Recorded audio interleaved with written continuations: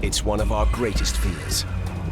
Being on a plane when something goes badly wrong. This series reveals what it's like to live through catastrophic events on board an aircraft.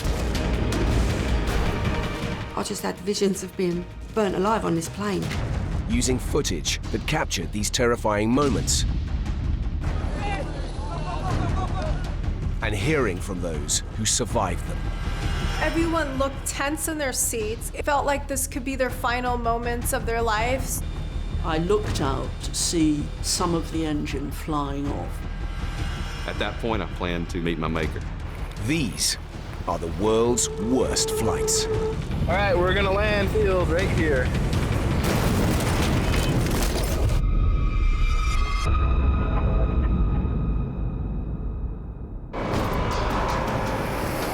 Every year, nearly 4 billion passengers travel by plane. And each time we board a flight, we trust the pilots with our lives. But human error remains the leading cause of air accidents. And when mistakes are made in the cockpit, passengers can be put through a terrifying ordeal. In this episode, a breakdown in communication sees a plane crash to the ground. I remember grabbing the front of the chair and thinking, oh my gosh, we are really in trouble. Human error leads to an engine bursting into flames. Just get back down on that runway as fast as you can. And a plane heads towards the ground with no landing gear. I texted my wife, kind of saying goodbye. All large passenger planes are flown by 2 pilots. And it's essential these pilots work together as a team. You may see things one way in life, I may see things another way, but when we come in that flight deck, we are a team, and our goal is safety. But when cockpit communication breaks down, passengers' lives can be put in danger. On the 22nd of July 2013, Mary Ann and Andy Sperry headed to Nashville Airport for a celebratory trip. My husband and I had never left our kids before, and we were excited to spend the evening in New York City. It was to celebrate our wedding anniversary. We'd never been to New York City together. Flying is not my favorite thing. It never has been. Every time I fly, I get nervous. The flight from Nashville to New York's LaGuardia Airport was carrying 144 passengers and 5 crew. That day in particular, I was mostly just looking forward to Mary Ann being able to go with me and dinner and a show. The takeoff seemed normal, so nothing stood out as being odd that day.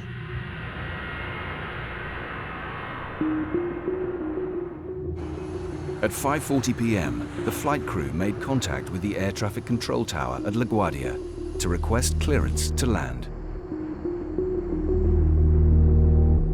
Southwest 345 on the ILS 4. Southwest 345 is on your tower, number 2 for the land on 4 with your clear. Hey, number 2 cleared to land, Southwest 345. Mary Ann and Andy were sitting near the front of the plane. 2 other passengers further back decided to film the landing. When we started to descend, Andy looked at me and said, Mary Ann, this is kind of a strange landing. I'd made this landing many times. Gosh, it feels like we're coming in a little low. What I remember most is just seeing the lines for the tarmac.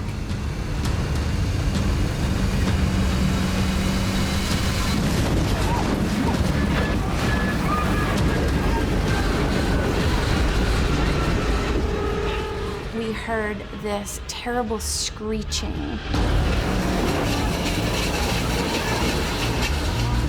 The plane's front landing gear had collapsed, and it was now sliding down the runway on its undercarriage. I looked at Andy and I grabbed his leg and I said, "What's wrong?"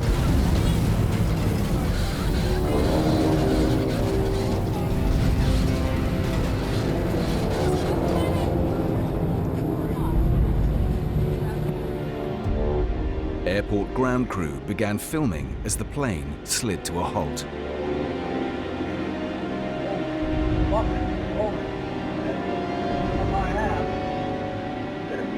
Here comes the fire. Right there. Right there. Nope.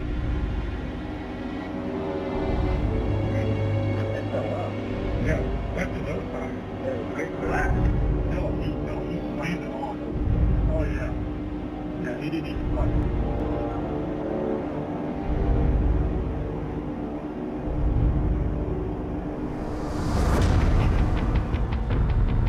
The plane had slid down the runway for nearly half a mile. I was actually the very first person on the plane to get up out of my seat. On the captain's orders, the cabin crew attempted to keep the passengers seated. Ladies and gentlemen, we are not there. You need to take your seat. Please, take your seat. There was no way it was going to make it to the terminal. I knew we were getting off that plane in the middle of the runway. 40 seconds after the crash, a passenger's camera caught the confusion in the cabin.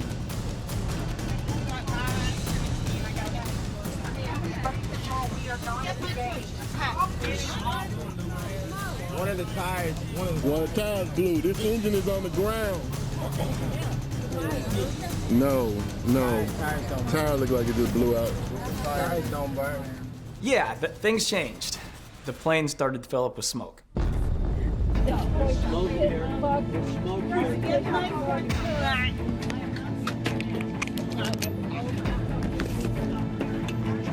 I remember grabbing the front of the chair and thinking, oh my gosh, we are really in trouble. This plane is actually on fire. Any emergency vehicles on the frequency? Car 90, we need emergency services on this frequency.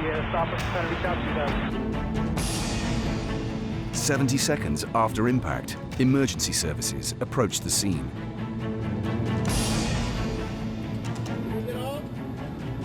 Here come the police. Ladies and gentlemen, we are not at the gate. But with smoke filling the cabin, panic was beginning to take over. I said to Andy, why aren't they just getting us off the plane?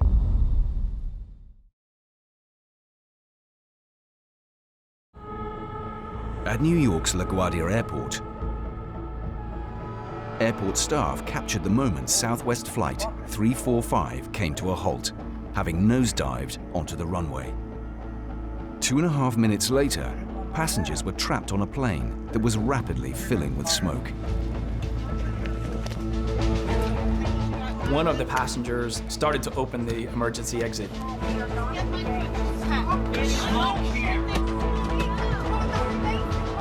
He was instructed by one of the crew members, don't open that door.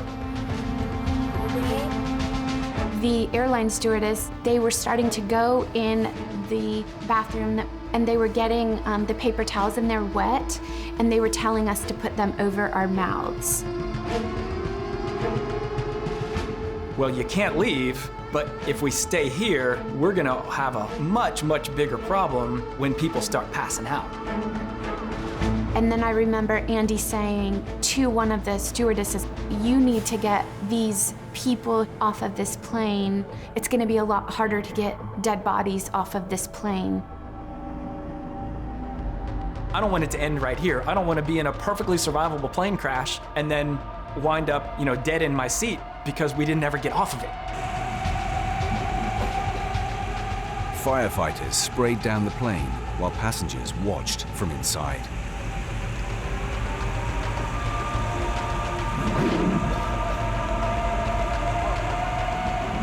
Eventually, the cabin crew were given the all-clear to open the doors. I simply remember the relief of the first gust of fresh air kind of coming through the cabin.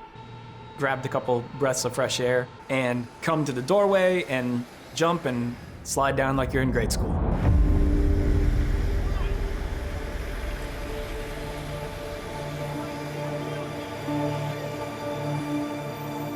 Emergency crews were trying to shepherd everyone, get away from the plane, keep it moving. We still had no idea what had happened. And nobody really on the ground crew or any could tell us. 8 people were injured in the crash. An investigation began immediately and focused on what happened in the cockpit during landing. LaGuardia's runways are less than half the length of neighboring JFK Airport, so it's essential that pilots approach at the correct speed and height.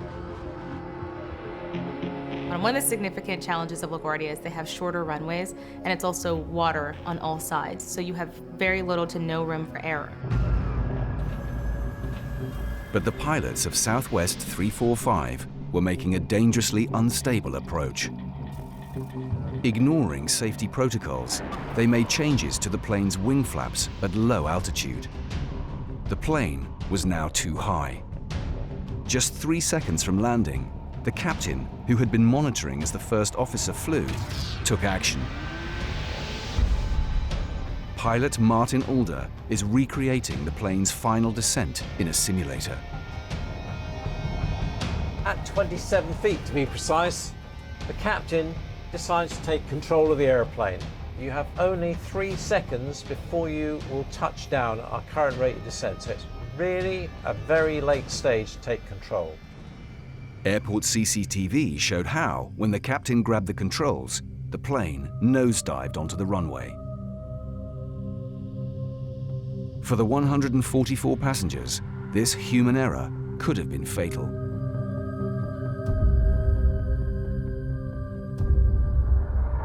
I know what happened, and we were fortunate to be able to walk away, and everyone on that plane was ultimately fortunate to be able to walk away.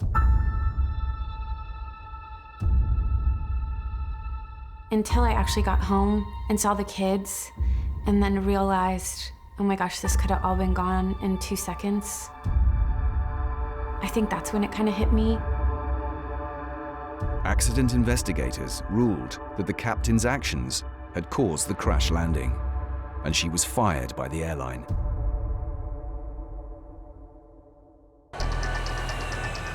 For pilots, landings are the most challenging aspect of flying, and the point when something is most likely to go wrong.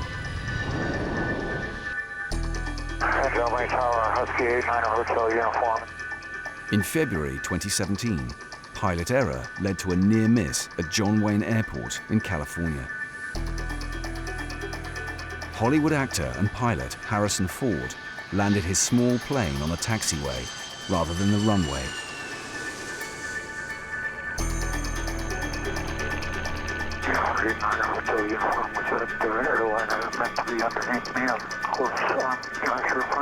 November 9 Hotel uniform, negative. He's holding short of runway 20 left. He landed on Charlie.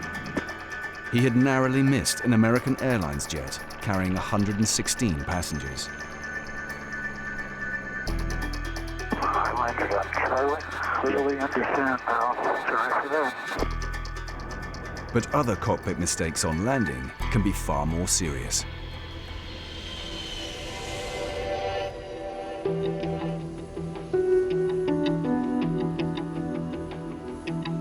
Incheon Airport in Seoul, Korea.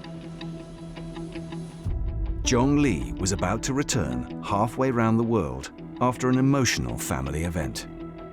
We wanted to do the first birthday party for my son with my family in Korea. His destination was his home city, San Francisco, on an overnight flight that would take 11 hours. Also on board the flight was Esther Yang, who was 15 at the time. I was coming back from a family trip in Korea. What we do in Korea? Whoa.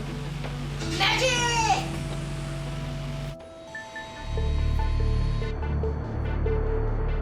The flight departed Incheon International Airport at 4:30 p.m. Jong was flying with his wife, her parents, and his 1-year-old son. We always get the seat in the front row of economy class, which you have a lot of leg room, and there's a room for attaching your bassinet. First flying for him, he just walking around a lot. He didn't really sleep for like 11 hours, so it was really tough. As the flight approached San Francisco, CCTV revealed the airport operating normally on a sunny day with clear visibility. Flight Asiana 214 was aiming for runway 28 left, which juts out into the sea. Incoming planes need to touch down just meters from the sea wall at the end of the runway. Now, 2 miles from the airport, the pilots contacted the tower, requesting final clearance to land. Tower, Asiana 214, show final. Asiana 214, Airways San Francisco, tower, runway 28 left, clear land. 28 left, Asiana 214. As we were landing, I was very excited. And I remember looking out the window, so it was a nice, bright day.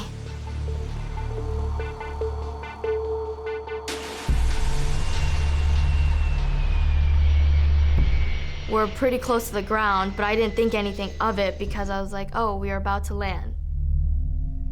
Suddenly, like, all this engine, like, running, like, so hard. It was kind of weird that, like, you actually hear the sounds. A plane spotter at the airport perimeter captured what happened next. Yeah, he does. Look at that one. Look how his nose is up in the air. Oh my God. Oh, it's an accident. Oh my God. Oh my God. Oh my God. Oh my God. Oh my God. Oh, Lord have mercy. Airport CCTV also captured the full extent of the crash. All of a sudden, I was just being jolted around everywhere. Bounced up and down. Everything was dropping down from the top. My wife was like screaming, like, we're gonna die or something. From that point, we got the second peg right after, which was like super hard. We could feel the airplane out of control. I felt like we're gonna die. It was really hard to control myself, but since I had my baby in front of me, so trying to hold him tight. The plane had hit the sea wall with such force that the entire tail section broke off, throwing 6 people onto the runway. The plane then lifted in the air and span more than 330 degrees. After it all stopped, the first thing I remember was the smell.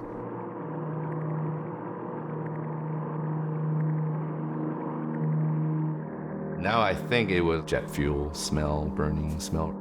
Fire had broken out in the right-hand engine and was quickly moving towards the body of the plane. And then I remember my eyes burning. This fire is like spreading into the cabin. Inside the cockpit, pilots made contact with air traffic control. Asiana 214 Heavy, emergency vehicles are responding.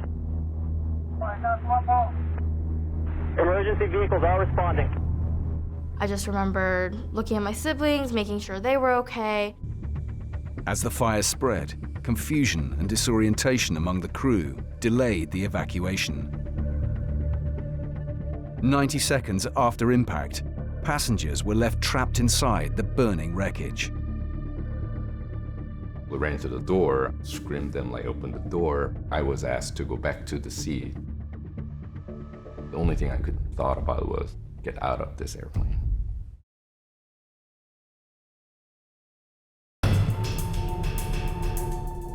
July 6th, 2013.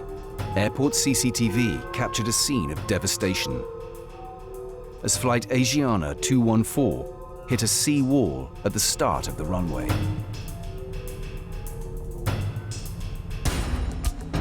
1 minute and 33 seconds after the plane came to a stop, 2 left-hand doors opened. Over 300 people had just minutes to escape before flames took hold in the cabin, and less than half of the emergency slides were working. I was almost like first crew who came out through the slide. I was trying to get out of it as fast as I can. People were just running away wherever.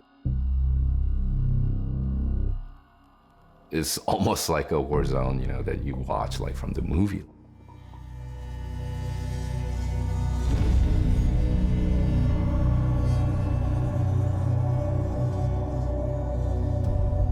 "49 people were seriously injured in the crash, and 3 teenage girls lost their lives.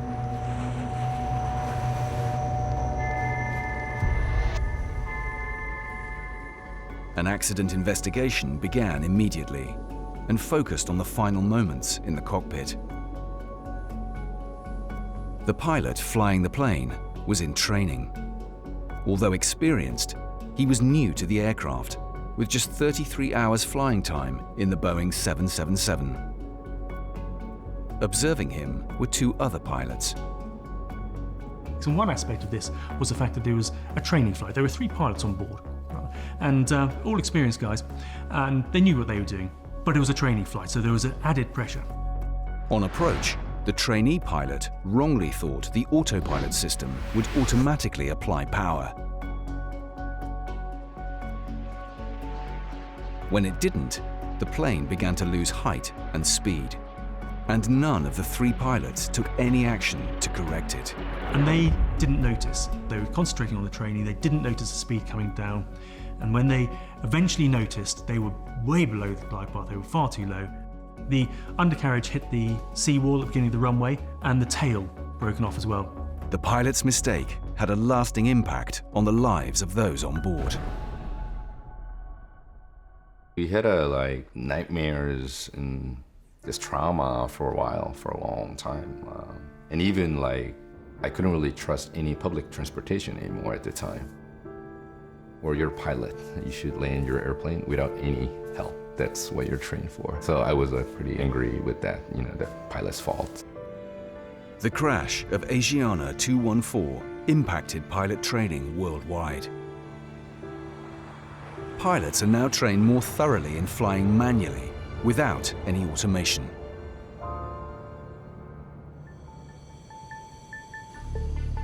It's not just pilots who are responsible for passenger safety. Ground crew and technicians must also follow strict procedures to make sure planes are safe to fly. Any small mistake on the ground can lead to disaster in the air. 24th of May, 2013, Heathrow Airport. Company director John Chaplin was traveling to Oslo in Norway for a business meeting. Quite a grey day as far as I remember. Got there early because it's an early flight, and I planned to come back in the same evening. Psychotherapist Dr. Jean Knox was also boarding the flight. I quite often travelled abroad, so it was fairly routine. The flight to Oslo was due to take just over 2 hours. This was the aircraft's first flight of the day. As the crew carried out their final checks, the 75 passengers took their seats. "3F", it's literally one of the seats at the front. It's on the right-hand side. It's by the window, virtually parallel with the front of the engine. John was sitting across the aisle, overlooking the other engine. I like to sit near the window just because I like to see what's going on in case something happens. The plane taxied to the runway on schedule. I was just in my normal state for 8 o'clock in the morning. Quite relaxed, slightly bored, really just waiting to get there. The first thing I was aware of that something wasn't right. As the plane gathered speed, I could see the engine cowling, which obviously hadn't been fastened together. The question that goes through your mind is, should I stand up and shout, "Stop the takeoff"? I just didn't know what to do.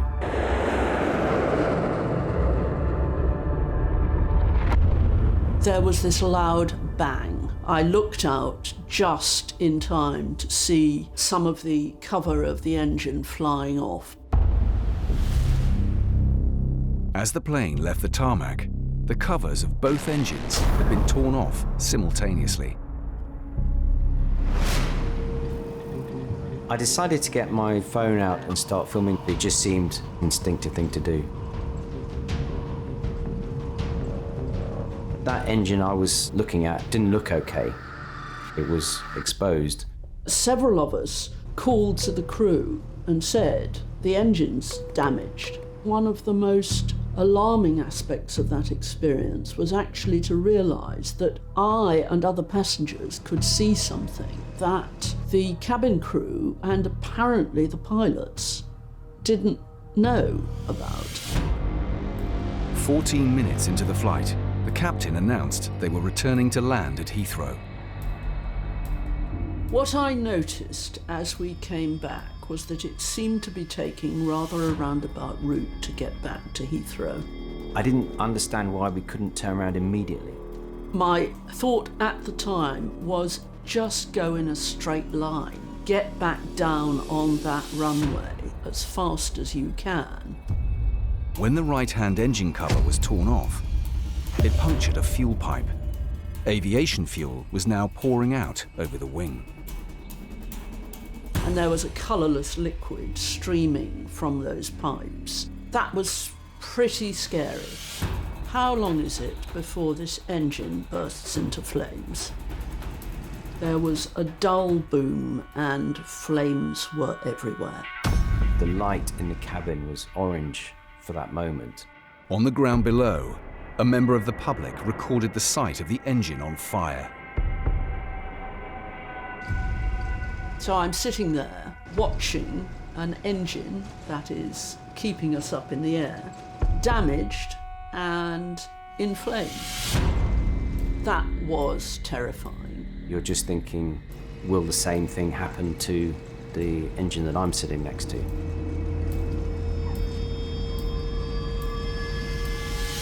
It was touch and go for all of us, really. You don't need to be an engineer to know planes don't stay in the air with no engines. The pilot was returning to Heathrow to attempt an emergency landing on a route that passed directly over London. You could see the ground, residential areas and schools and probably some hospitals and all the rest of it. You start thinking about where you're going to ditch. I knew that all the passengers on the plane were completely helpless and that we just had to sit and wait. You do go through what could happen and you wonder, what will it feel like to explode? Will you choke on the fumes, or will you feel the heat of the flames, or will you just be crushed? I was just sitting there thinking, this is probably it. As the plane approached, both runways at Heathrow were shut down and emergency services gathered on the tarmac.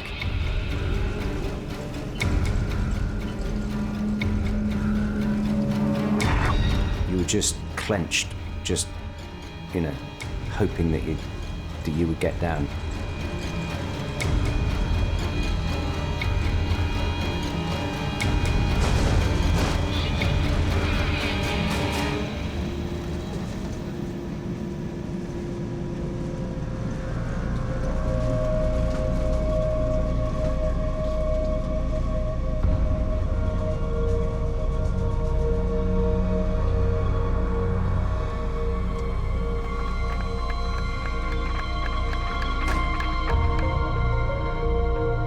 I remember the sense of relief and the applause as the pilot brought the plane to a stop on the runway.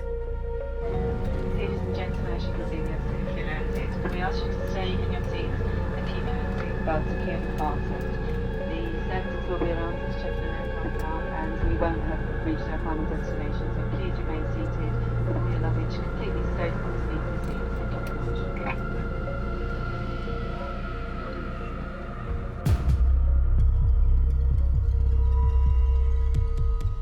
And within seconds we were on the chute and walking across the tarmac. John continued to film outside the plane.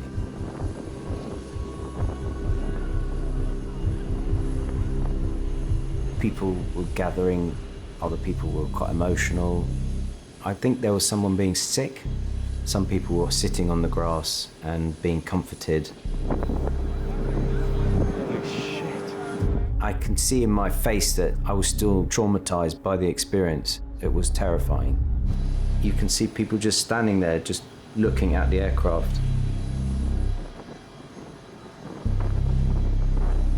The overwhelming sense was that we'd got through it somehow.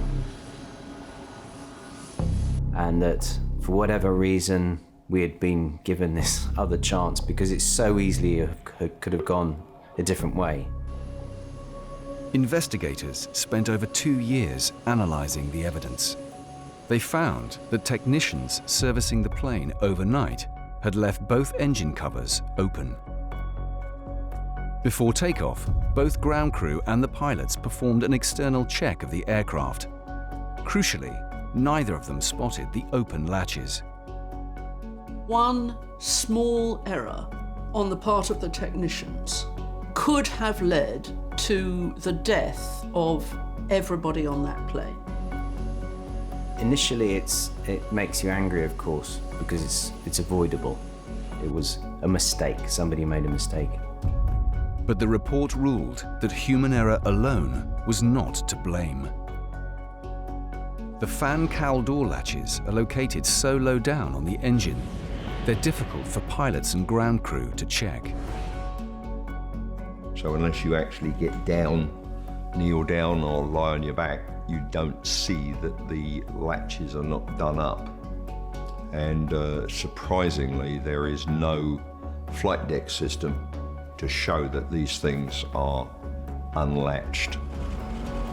Following the investigation, manufacturers developed a new latching system with a key that can't be removed until the doors are fully closed.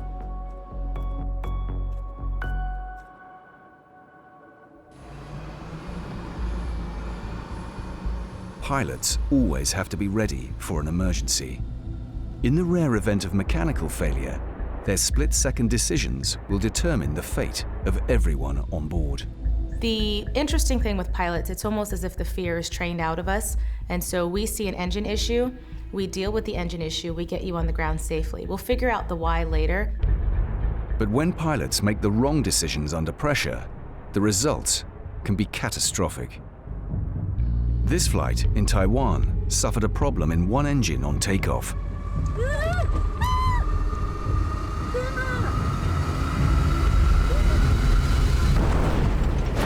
But the pilots then mistakenly shut down not the faulty engine, but the other working engine.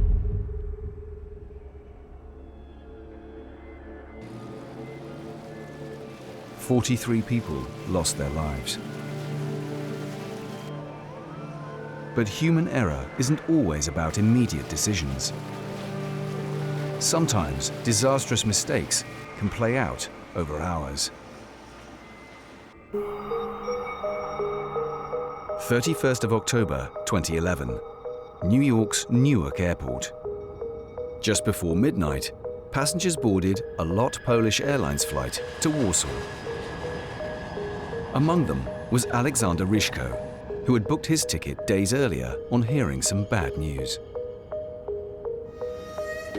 My brother got ill, and he had like 1 week or so to live because something happened quickly. He had the cancer. Yeah, I was rushing to get there. The overnight flight was due to arrive at lunchtime in Warsaw and was carrying 221 passengers and 10 crew. Also on board was boxing promoter Greg Cohen. I was in the second row of the plane on the aisle, a nice comfortable seat. Again, it was just like any other flight, at least the way it started. At 12:19 a.m., the plane took off and passengers settled in for the 8.5-hour flight.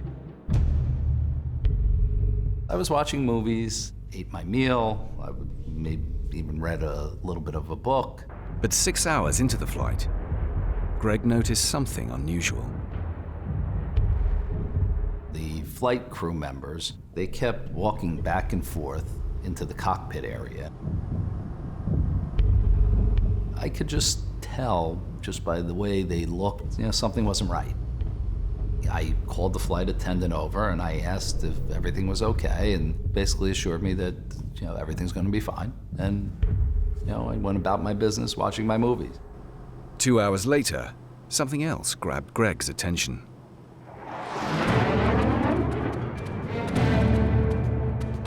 I looked out the window.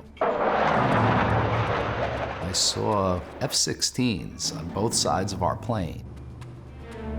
And you see jet next to the plane. I mean, you're saying, what, do we have terrorists on the flight? I'm a calm guy. I got nervous and I said, what's going on here? What none of the passengers knew was that shortly after takeoff, the plane had suffered a major fault. Its landing gear would not deploy. The flight crew had been battling to correct it for the past 8 hours, but without success. Now fighter jets had been scrambled to get a closer look. Alexander began filming on his phone.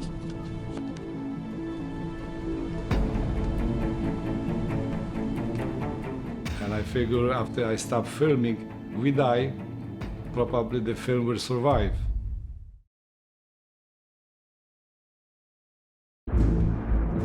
Flight Lot 16 from New York to Warsaw had suffered a serious malfunction.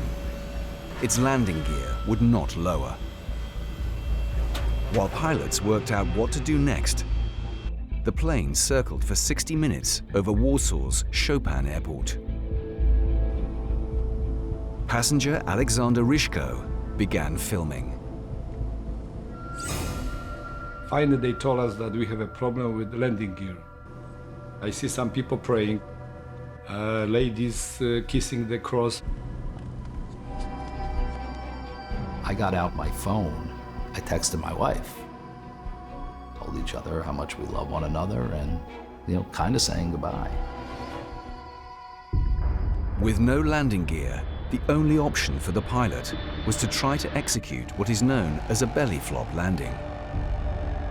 The 150-ton plane would touch down on its undercarriage and hope to come to a safe stop on the runway. The pilot confirmed with the tower they had no other option.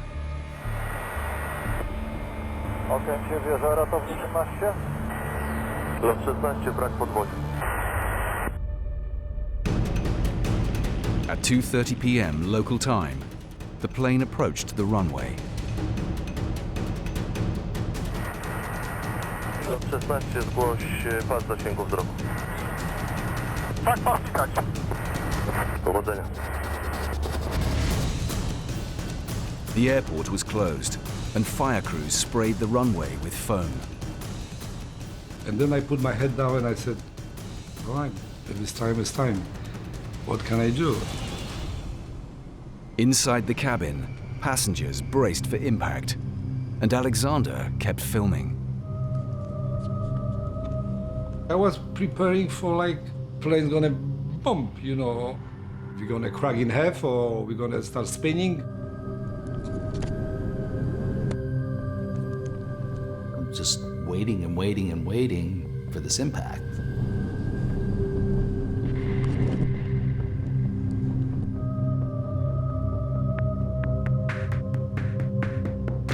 And the impact never came. Polish news stations were broadcasting live as the plane landed.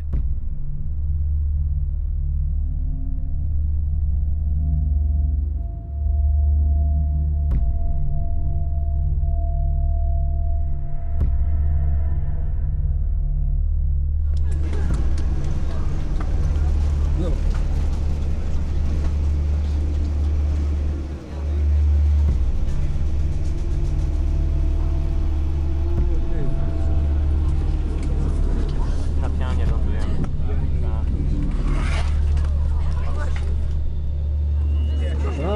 Widzi pani na ziemi.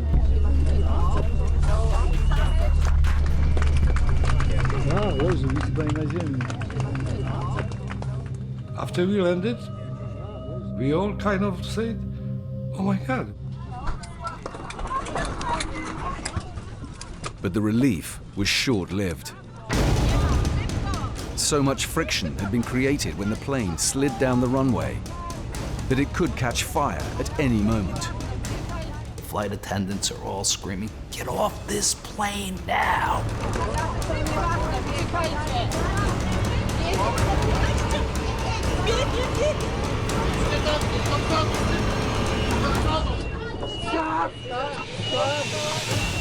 I got to the front, I jumped.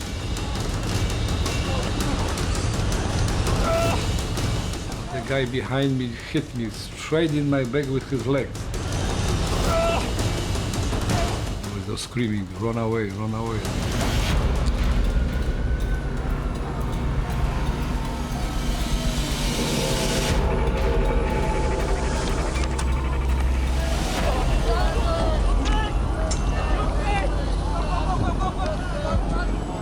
Within 90 seconds, all 221 passengers had evacuated safely, escaping without serious injury.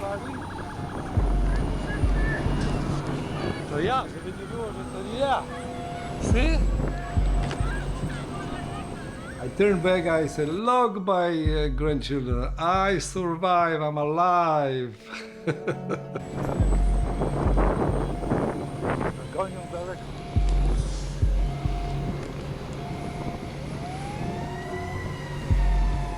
I called my wife.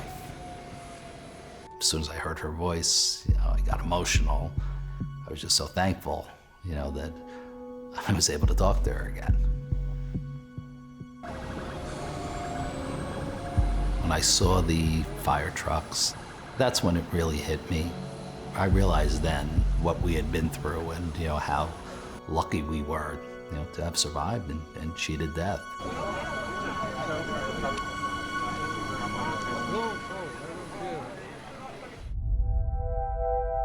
Alexander made it to his hometown, just in time to see his brother in hospital. 5 days later, his brother died. That was great feeling, still seeing him alive. And meeting all the family, they were very scared, thinking that we're gonna die. That's why those hugs were so real. As footage of the landing was shared around the world, Captain Vrona, the pilot flying, was hailed as a hero. The pilot on this plane, Captain Vrona, he's Poland's version of Sully. He nailed it. He hit it out of the park. But despite his skillful belly-flop landing, accident investigators ruled the pilots could have prevented it altogether. In the cockpit, they found one small switch in the wrong position. The switch was a circuit breaker that had cut power to the backup landing gear system and stopped it from lowering. Had that circuit breaker not been tripped, they would have been able to lower the undercarriage on the alternate system. That would have avoided this belly landing. After the incident, the airline made changes to their pilots' checklists to avoid a recurrence. For the passengers involved, the incident had been life-changing.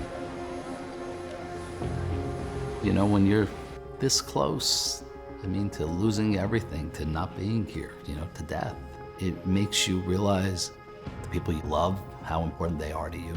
But it certainly had an impact on my life.